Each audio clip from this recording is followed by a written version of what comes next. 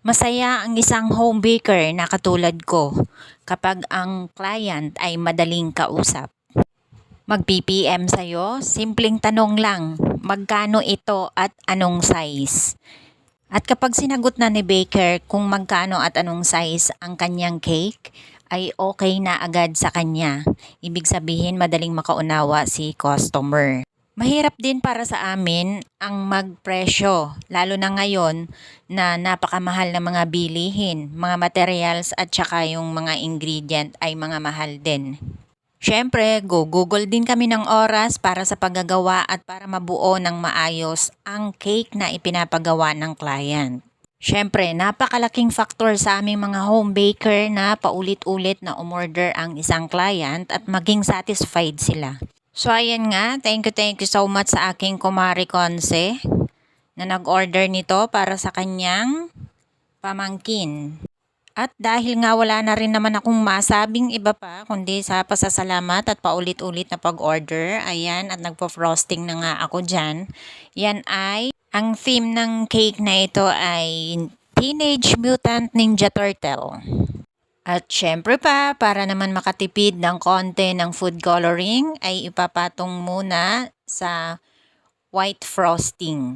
Nag-frosting muna ako ng white and then ipapatong ko yung talagang kulay na kung saan doon kukunin sa inspo na isinend ni client. At ang ilalagay lang naman dyan, ang kanyang topper ay non-edible printed topper. So ayan po ang kanyang kulay na aking na-achieve. Ang ginamit kong food coloring dyan ay gel food coloring na Chef Master. Ang kulay ay leaf green at forest green. Talagang manipis lang ang aking pagkakalagay ng may kulay para nga makatipid ng food coloring. Ay, sa mahal ng food coloring, syempre kailangan magtipid at hindi rin lang naman yun ang purpose para makatipid ng food coloring, kundi para hindi rin magkulay sa labi at dila ng client or kung sino man ang kakain ng cake. Kasi pag marami ding food coloring ang nagamit, kukulay sa labi at dila pag kinain na ang cake.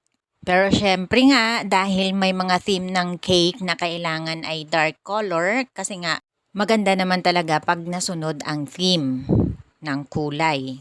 So ayan, at non-edible printed topper ang aking mga inilalagay dyan. At syempre pa, dahil nga pizza daw ang pagkain ng Ninja Turtle, kaya ayan ang aking inilagay. At yun din ang request ng aking kumare. So ayan po ang finished product. Thank you for watching.